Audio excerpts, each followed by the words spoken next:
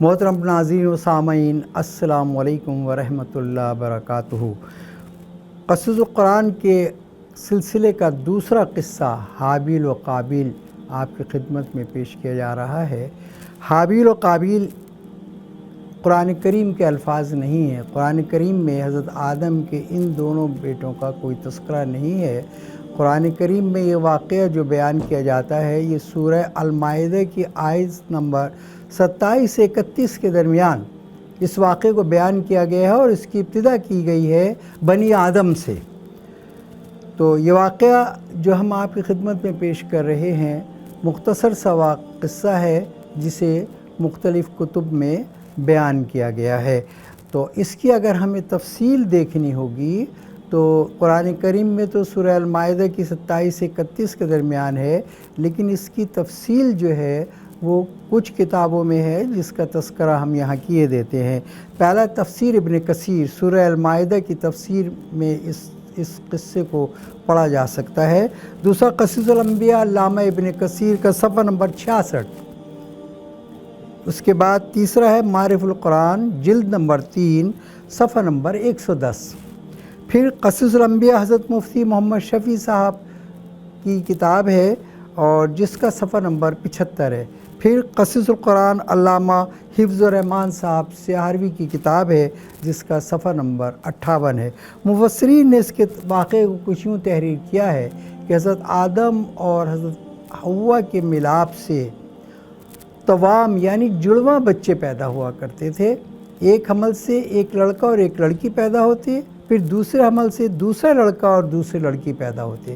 حضرت آدم علیہ السلام یہ کیا کرتے تھے کہ پہلے حمل کے بچوں کا نکاح دوسرے حمل کے بچوں سے کر دیا کرتے تھے۔ یہ سلسلہ افزائش نسل کا جاری تھا۔ اسی اسنا میں پھر ایک دفعہ حمل سے ایک بچہ پیدا ہوا جس کا نام قابیل رکھا گیا، اور اس کی بہن پیدا ہوئی جس کا توریت میں نام یہودا ہے۔ دوسرے حمل سے حابیل پیدا ہوا اور اس کی بہن اقلیمہ پیدا ہوئی۔ یہ نام بھی قرآن کریم میں موجود نہیں ہے، یہ بھی توریت سے لیے گئے ہیں۔ اچھا، قابیل کی جو بہن تھی یہودا، یہ بہت خوبصورت تھی، بہت حسین تھی۔ شریعت آدم کی روح سے اس وقت کی شریعت کے اصولوں کے مطابق حضرت آدم نے قابیل کا نکاح حابیل کی بہن اقلیمہ سے کرانا چاہا، اور حابیل کا نکاح قابیل کی بہن یہودا سے کرانا چاہا، لیکن قابیل نے منع کر دیا۔ اس نے والد محترم سے کہا کہ مجھے آپ کی تجویز منظور نہیں ہے، میں تو اپنی بہن یہودا سے شادی کروں گا، اس لیے کہ وہ بہت حسین اور خوبصورت ہے۔ حضرت آدم علیہ السلام نے فرمایا، اے بیٹے، یہ ہمارے اصولوں کے خلاف ہے، ہماری شریعت کے خلاف ہے، بہن بھائی کی شادی نہیں ہو سکتی۔ لیکن قابیل جو تھا وہ نافرمان بھی تھا، ضدی بھی تھا، وہ اپنی ضد پر اڑ گیا۔ اس تنازع کو حل کرنے کے لیے حضرت آدم علیہ السلام نے دونوں بیٹوں سے کہا کہ اچھا ایسا کرو، تم اپنی اپنی قربانیوں کو جمع کرو، اللہ کی راہ میں پیش کر دو، جس کی قربانی اللہ تعالیٰ قبول فرما لیں گے اسی کا نکاح ہم یہودا سے کریں گے۔ یہ بات دونوں بھائیوں نے منظور کر لی، اور دونوں بھائیوں نے یہ طے کر لیا کہ ہم اپنے والد محترم کے اس فیصلے پر عمل کریں گے۔ دونوں تیاری میں لگ گئے۔ یہاں حضرت آدم علیہ السلام مطمئن ہو کر حج پہ روانہ ہو گئے۔ حج کا زمانہ تھا۔ قابیل زراعت پیشہ تھا، کھیتی باڑی کرتا تھا۔ اس نے اپنی کھیتی باڑی سے ایک بنڈل تیار کیا اور اس کو قربانی کے لیے تیار کر لیا۔ حابیل جو تھا یہ اپنے والد کا ریوڑ چلایا کرتا تھا۔ اس نے خوبصورت سا دمبا تیار کیا، اور پھر دونوں بھائی اپنی اپنی قربانیوں کو لے کے جبل صفا پر چلے گئے۔ تورات کی روح سے اس زمانے میں یہ ہوا کرتا تھا کہ جو بھی قربانی اللہ کے حضور میں قبول و مقبول ہوتی تھی، ایک آگ اوپر سے آتی تھی اور اسے جلا دیا کرتی تھی۔ یہاں بھی ایسا ہی ہوا۔ دونوں بھائی منتظر تھے کہ اوپر سے ایک آگ آئی اور اس آگ نے حابیل کی قربانی کو جلا ڈالا، یعنی وہ اللہ کے حضور میں قبول و مقبول ہو گئی۔ یہ ہونا تھا کہ قابیل غضبناک ہو گیا، جس کا قصہ سورہ مائدہ کی آیت نمبر 29 اور 30 میں بیان کیا گیا ہے۔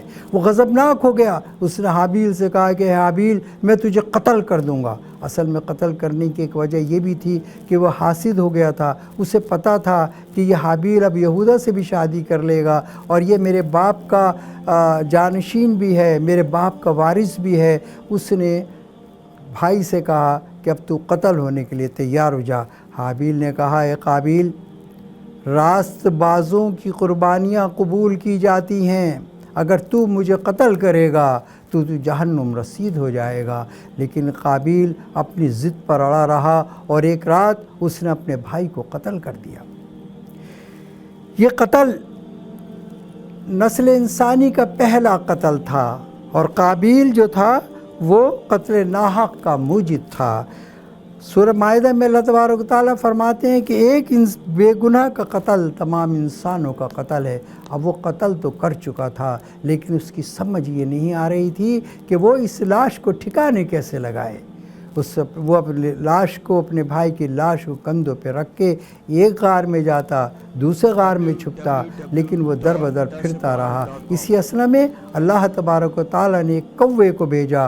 وہ کوہ زمین پر آیا اور اس نے قابیل کے سامنے زمین کو کریدنا شروع کر دیا اور اسے بتایا کہ تو اس طرح اپنے بھائی کی لاش کو یہاں پر دفن کر دے۔ کچھ مفسرین نے 2 کووں کا بھی ذکر کیا ہے، لیکن سورہ مائدہ میں صرف ایک ہی کوے کا ذکر اللہ تبارک و تعالیٰ نے فرمایا ہے۔ قابیل نے اس کے جواب میں کہا کہ تف ہے، میں اتنا گیا گزرا ہو گیا کہ اپنے بھائی کی لاش اس کوے سے بھی زیادہ گیا گزرا ہو گیا کہ اپنے بھائی کی لاش کو دفنانے کا بھی مجھے پتہ نہ تھا۔ بہرحال اس نے بھائی کی لاش کو دفنا دیا۔ شیطان اس کے ساتھ ساتھ لگا ہوا تھا۔ اب شیطان نے سوچا کہ یہ تو حابیل تو مر گیا، حضرت آدم علیہ السلام حج سے واپس آئیں گے تو وہ پھر ایسا نہ ہو کہ اس کو راہ راست پر لے آئیں، اس کو اپنا نائب بنا لیں۔ لہٰذا اس نے قابیل سے کہا اے قابیل، اب حضرت آدم علیہ السلام آنے والے ہیں، بہتر یہ ہے کہ تو یہاں سے بھاگ جا، تو نے میرے کہنے سے قتل تو کر دیا ہے، تو اب اپنی جان بچا۔ قابیل اب والد صاحب کے ڈر سے وہاں سے بھاگا اور یمن کے شہر عدن میں اس نے پناہ لی، جہاں شیطان نے اس کو آتش پرستی پر لگا دیا۔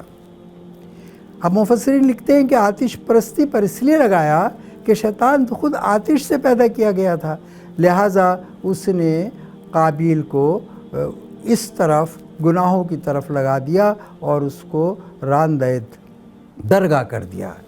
دوسری طرف حضرت آدم علیہ السلام جب واپس تشریف لائے اور انہیں حضرت حابیل کے قتل کا پتہ چلا، شہید ہونے کا پتہ چلا، تو انہیں بڑا غم ہوا، بڑا صدمہ ہوا، کیونکہ وہ حابیل تو ان کا جانشین تھا، ان کا وارث تھا، دین الہی کو اسی کو چلانا تھا۔ حضرت آدم علیہ السلام اللہ کے آگے گڑ گڑائے اور بہت دعائیں کیں کہ اللہ اب تیرے دین کو کون چلائے گا، اے اللہ دین الہی کی کون حفاظت کرے گا۔ اللہ تعالیٰ کو حضرت آدم علیہ السلام پر ترس آ گیا اور حضرت آدم علیہ السلام نے ان کو ایک فرزند عطا کیا جس کا نام شیش علیہ السلام تھا۔ یہ واقعہ یہاں اختتام پذیر ہوتا ہے۔ قرآن کریم میں اللہ تعالیٰ فرماتے ہیں کہ ہم نے جو قصے بیان کیے ہیں ان قصوں میں نصیحت ہے، ان قصوں میں سبق ہے۔ لہٰذا ہم ذرا دیکھتے ہیں کہ اس حابیل و قابیل کے اس سبق میں، اس قصے میں ہمیں کیا سبق ملتا ہے۔ تو کچھ چند نکات ہیں جو ہمارے سامنے آتے ہیں۔ پہلا تو یہ کہ نافرمان بندہ اللہ کی رحمت سے بہت دور کر دیا جاتا ہے۔ یہ مسند احمد کی حدیث نمبر 18928 ہے۔ وہ نافرمان تھا، والدین کا نافرمان تھا، لہٰذا کیونکہ والدین کا نافرمان تھا اس کو اللہ کی رحمت سے بہت دور ہو گیا، راندہ درگاہ ہو گیا، مردود ہو گیا۔ دوسرا، شریعت کے اصولوں سے روگردانی جہنم کا دروازہ کھول دیتی ہے۔ محترم برادران عزیز، ہم سب کو بھی اپنا جائزہ لینا چاہیے۔ ہم بھی اپنی شریعت میں اپنے معاملات کو دیکھتے ہوئے اس کو بھی تبدیلیاں کر لیتے ہیں، اپنے آپ فیصلے کر لیتے ہیں۔ ہمیں چاہیے تو یہ کہ ہم علماء سے رجوع کریں اور اپنے معاملات علماء اور مفتیان کرام سے طے کرائیں، خود سے شریعت کے تعلق سے خود سے فیصلے نہ کریں، جس طرح کہ قابیل نے کیا تھا کہ اس نے کہا کہ میں شریعت کے اصولوں کے برخلاف اپنی بہن سے شادی کروں گا۔ تیسرا تھا تقوی کے بغیر قربانی قبول نہیں ہوتی۔ ہم لاکھ قربانیاں کر لیں، ہم لاکھ عبادتیں کر لیں، ہم لاکھ حج روزہ کر لیں، ہم لاکھ صدقہ خیرات کر لیں، لیکن اگر ہم میں تقوی نہیں ہے، اگر ہم متقی نہیں ہیں، تو اللہ تبارک و تعالیٰ ایسی تمام عبادتوں کو ہمارے منہ پر مار دیں گے۔ کوئی عبادت قبول نہیں ہوگی۔ آپ کے سامنے کی ہے، دونوں بھائی ہیں، دونوں حضرت آدم کے بیٹے ہیں، دونوں اماں ہوا کے بیٹے ہیں۔ ایک متقی تھا جس کی قربانی قبول کر لی گئی، ایک باپ کا نافرمان تھا جس کی قربانی قبول نہ کی گئی اور راندہ درگاہ ہو گیا۔ چوتھی چیز، حسد نیکیوں کو اس طرح کھا جاتا ہے جس طرح آگ خشک گھاس کو کھا جاتی ہے۔ ابی داؤد حدیث نمبر 4905۔ حاسد، ذرا اپنا جائزہ تو لیں، ذرا اپنے گریبانوں میں منہ تو ڈالیں۔ ہم تو چھوٹی چھوٹی چیزوں پہ حسد کرتے ہیں۔ محلے میں کوئی نیا فریج آ جائے ہم حسد کرنے لگتے ہیں، خاندان میں حسد کرنے لگتے ہیں۔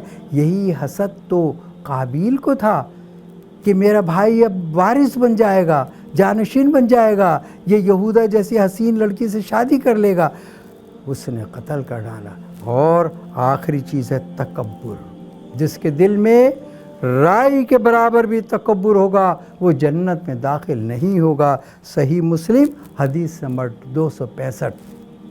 کائنات کا پہلا گناہ، عزیزان محترم، کائنات کا پہلا گناہ نہ شرک تھا نہ کفر، پہلا گناہ تھا میں اس سے بہتر ہوں۔